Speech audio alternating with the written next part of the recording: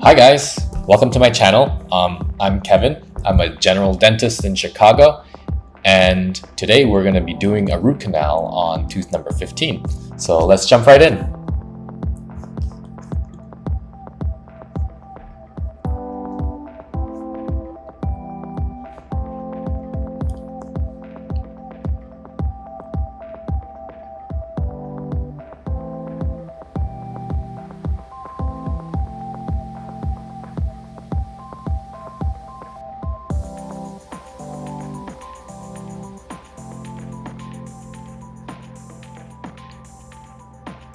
Perfect, so we're accessing the tooth through the caries.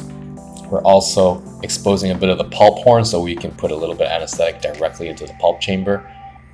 That just guarantees that the tooth is nice and numb when we're working on it and the patient is nice and comfortable. I like to use an endozebra. As you can see, it's a little bit gold shafted right there. It's not end cutting, so the chances of perforating on the floor of the chamber is much lower. It's side cutting, so once you have access, you can stick the endozebra in and then lean it against the walls to widen the access and to shape your access. Just like kind of what I'm doing now, using the side of the burr to shape your access.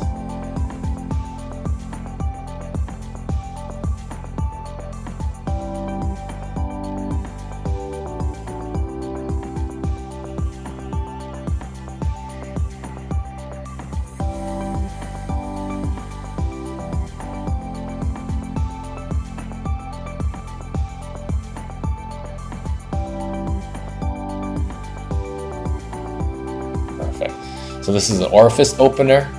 We're using it to widen up the orifices, the openings, so that when we use our hand file, it'll go in a little bit straighter and a little bit easier. Always great to rinse with the solution, the cleaning solution that we use. Naughty, you see I left a little bit of the decay on the mesial right there. Yep, we'll definitely clean that out before we do the crown prep. I probably left that there for the root canal because I didn't want to break that wall and introduce a lot of bleeding and bleeding gums into the root canal chamber while I was working. That's definitely something we need to clean up before we build up the core and finish the crown prep.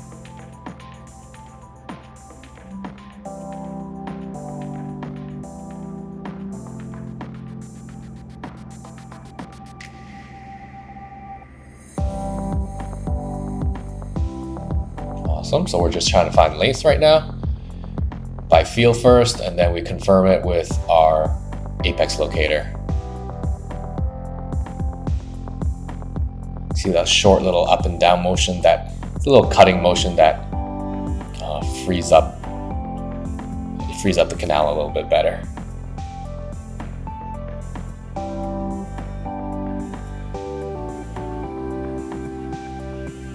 Guess I wanted to clean up the walls of the access a little bit more for one of the canals.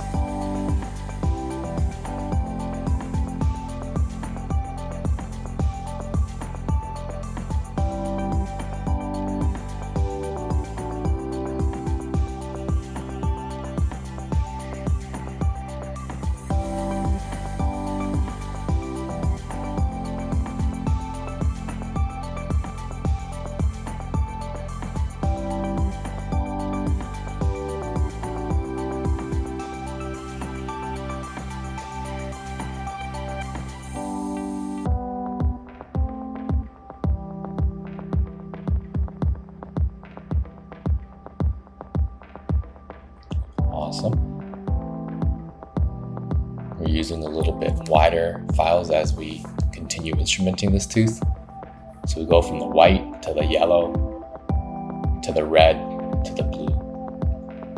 And you can see that we're rinsing in between each file. So now we're onto the red.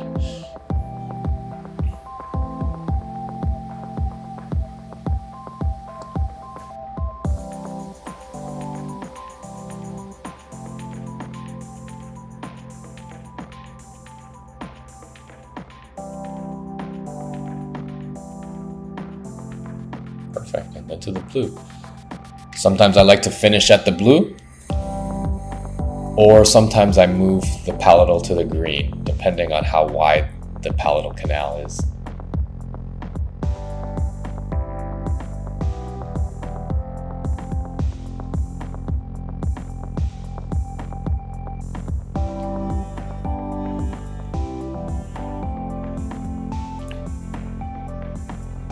Taking the final measurement here.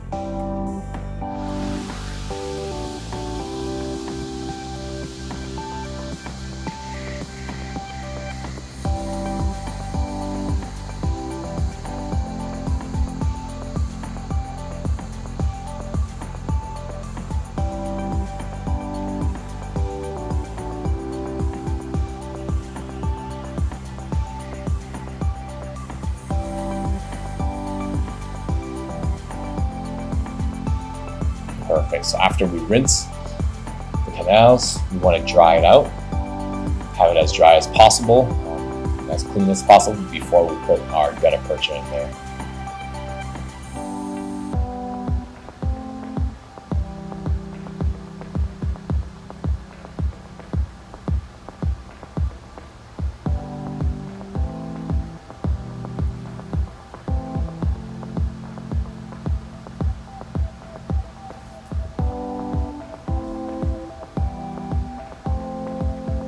Nice, and we're just depositing some sealer right into the canals.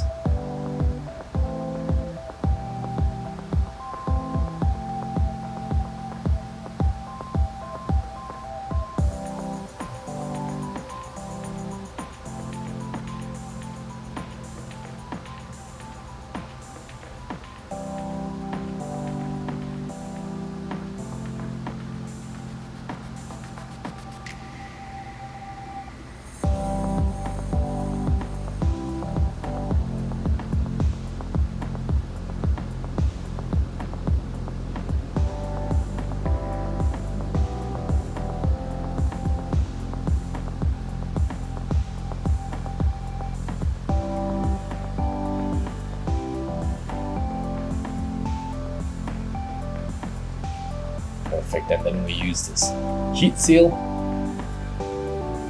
call it heat on a stick, to sear off the gutta perchas.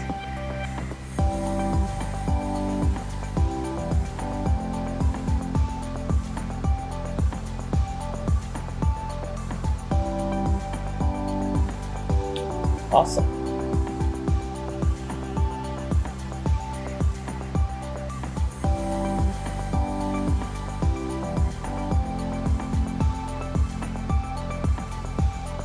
Right.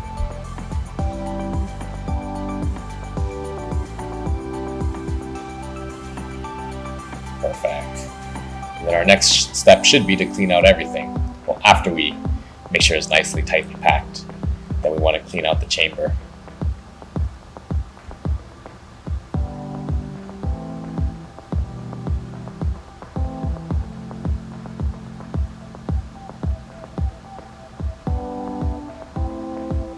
Yep, here's the cleaning step. I like to use my cleaning solution and a blue micro brush just to clean out the chamber. Yeah. We want to make sure our work is as clean as possible.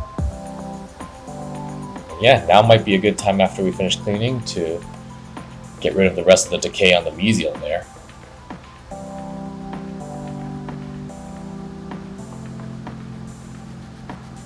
There we go, getting rid of the decay on the mesial there. Yeah. All right, take an x-ray, make sure everyone's happy. Perfect. You see the decay on the mesial, we take care of that. And here are the final obturation. Chamber's nice and clean. Yeah, and then off to putting some bond and building up the core.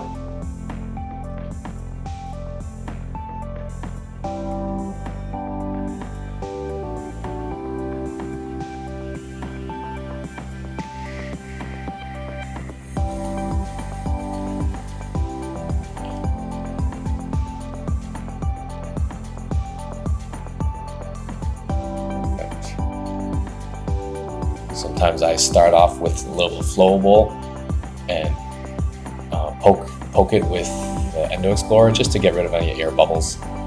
Trying to get that flowable as close to the orifice, as close to the gutta percha as possible.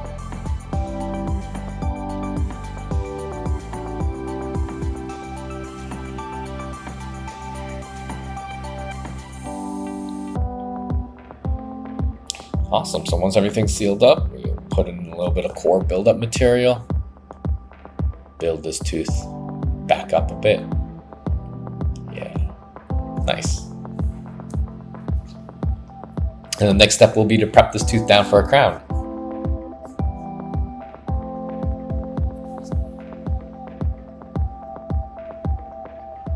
I really enjoyed doing the crown appointment at the crown prep right after the root canal appointment because everything's all set up. We're all there, patient's numb, rubber dam is set up. And yeah, it just takes 30 minutes more, but it really saves a lot of time from the patient's perspective as well. And this way we can design our core buildup to be as close to the final preparation shape as possible. As you can see here, I'm trying to design the interproximal areas as close to the final design of the prep that I want. That just saves time on prepping and refining and all that.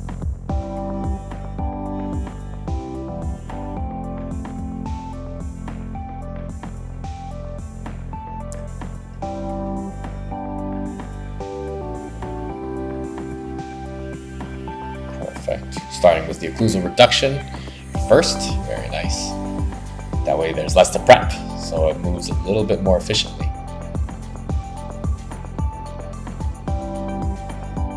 Yeah.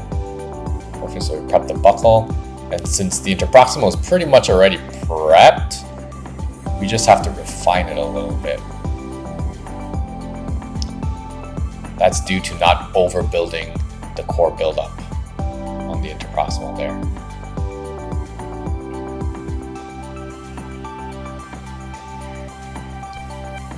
Perfect.